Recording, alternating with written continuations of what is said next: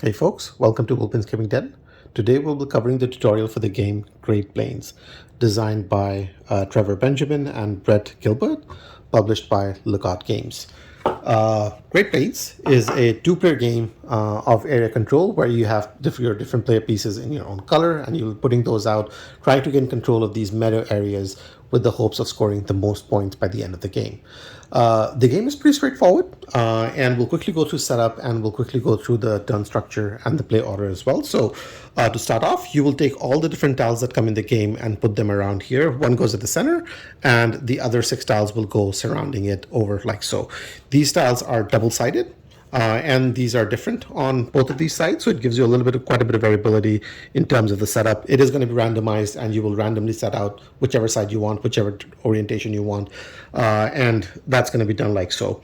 Once you're done with that, you're going to put out these animal pieces. There's 3 different types and 3 of each off to the side somewhere where both players can reach it, and then each player is going to take their own player pieces. So you will take 3 of these markers, and you will take all your wooden pieces representing your animal on the game board. You'll do it for the blue player, and then the orange player will do the same. And with that done, you're basically ready with the setup and you're ready to go. The game is played in 2 phases. The first phase is basically almost like another setup step where each player is going to be putting out their starting spots. And then in the second phase, you're putting out your animals and doing the bulk of the action. So let's look at them in sequence. So we'll first of all determine whoever is the start player. So let's say in our example, we'll say that blue is the start player. So they're going to pick up the first one of their pieces and they will put it out on any one of the cave spots out on the game board. Each of these tiles have 1 cave spot, so you have to put it on one of those. But of course, we have not shown what a cave spot looks like just yet, so let's do that right now.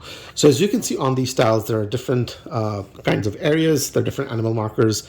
There are these streams or water bodies. There are grass. And then you have these spots, which are the caves. And you can tell them because they will look like they're in a mountain spot, and there's going to be a bit of an opening coming out of it as well. So these are the spaces where you put out your initial spots.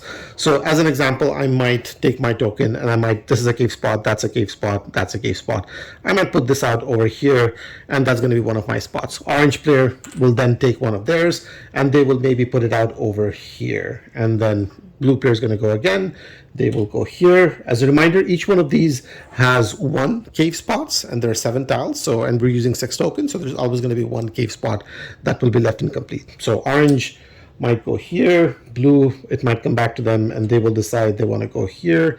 And then orange might decide they want to go here. And then once you're laid out, obviously each one of those players now have 3 starting locations, and there's going to be 1 cave spot, which in this game is the spot over here that is not getting used. When that is done, you're done with the first phase of the play structure, which again, as you can see, is a little bit of a setup, but you're done with that phase. Now, whoever was the last player to put down one of their cave tokens, which in this case was orange, they will now go first by putting down their animal pieces. And that's basically where a lot of the meat of the game is going to be concerned.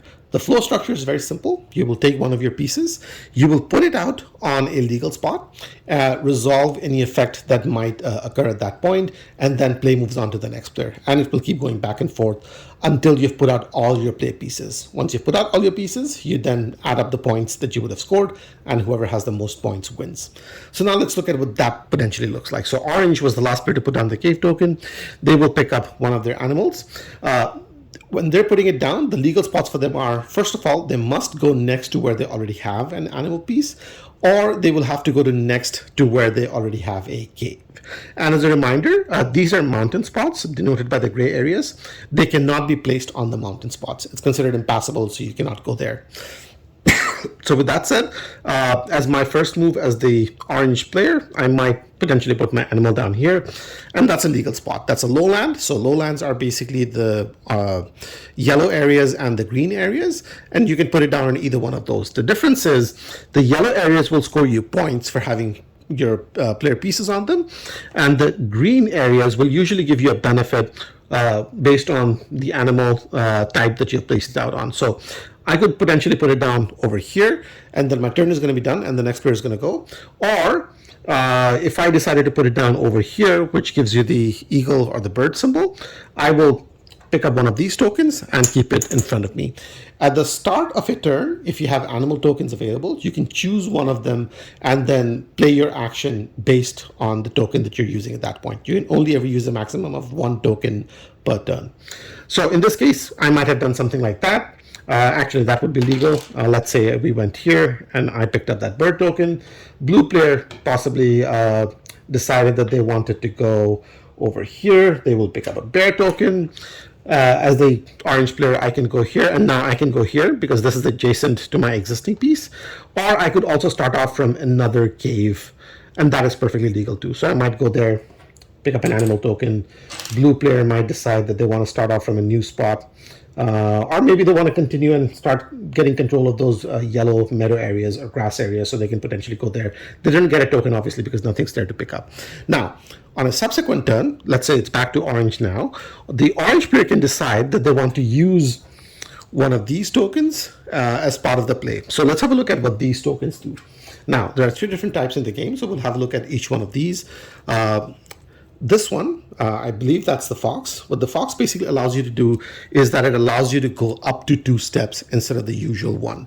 So if the orange player had this, they can spend it, which means they'll put it back in the supply so it's not available to be picked up again. And instead of the usual going one direction away, which they would normally be able to do, they can go 1, 2, and they can go 2 spaces away. It doesn't have to be in a straight line, so they can do 1, 2, they can do 1, 2, they can do 1, 2, they can do 1, 2. You get the drill, right? So you can move 2 spaces away. That's by spending this token over here. They can spend the bird token. That also allows them to move 2 spaces away, but that 2 spaces must be over a mountain. So as an example, if the player decided they wanted to spend this, they'll put this back in the supply. They will go 2 spaces away, but it has to be crossing a mountain area. So this is a mountain area. They can potentially cross that and go over here. This is a mountain area. They can potentially cross that and go over here. You might ask yourself, well, is that just sort of like a beefier version of the fox? So does that mean I can use the bird to potentially go 2 steps as well? And the answer to that is no. Using the bird, you must cross a mountain. Using the fox, you're definitely crossing lowland areas. And also I should note, when you're using it to skip that one space could be occupied or unoccupied. It doesn't matter. You can do both with this one. So those are 2 different types. The third one is the bear token. So let's say, for example, let's set up an example that we can demonstrate that with. So let's say the blue player was here, and orange is now going to take their turn, and they have a bear token to use. You use the bear token to basically push one player in a straight line and then place down your own player piece. So as an example, in this case, I could potentially go on this spot, pushing this player here in a straight line, because this is the line that I'm coming in from, and I will go over here. And I'll do that by spending the bear token. So this is going to go away. This player would have been here. This is adjacent to me. Instead of, I can put down my player piece here, and I would push this one over here in a straight line. If you were to push the other player off, now let's say if this was on the side of the edge of the area, and let's say, for example, I had a player piece here, and I spend a bear token, and I wanted to push this player off. Obviously, in a straight line would mean they're going off the play area. In this case, this player would basically be lost. So I can still do that, and then this piece does not go back to the general supply. It's basically out of the game and cannot be placed again at that point. So if you can time it strategically with the bear token, you can reduce the player pieces that the other player has on their turn. So that's how these ones will basically work. And that's basically the flow of the game. You're basically going back and forth, putting out your play pieces until you run out of all of these.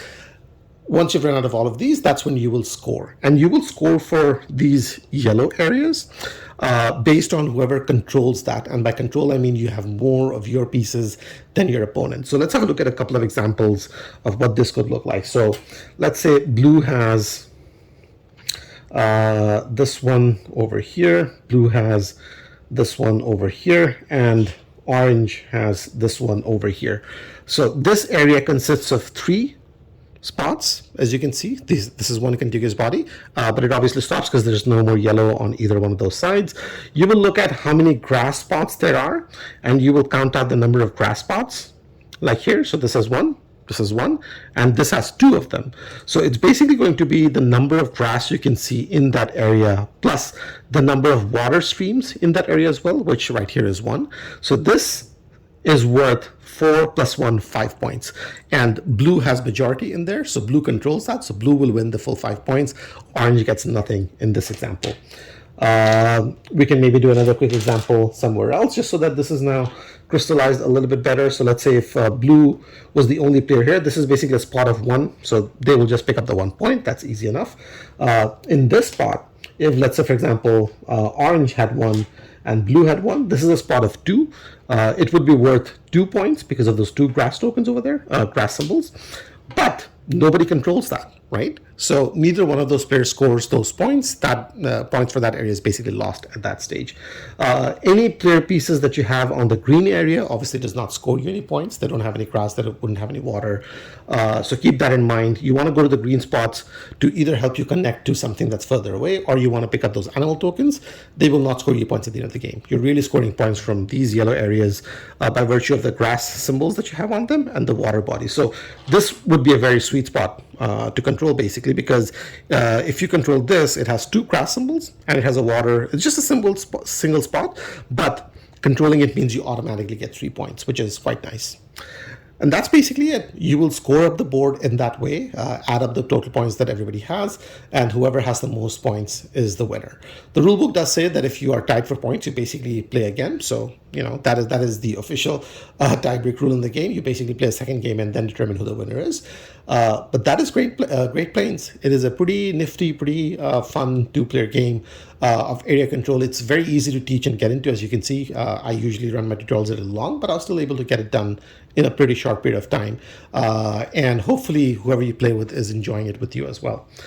So that's the teach for Great Plains. Hopefully you guys enjoyed the video.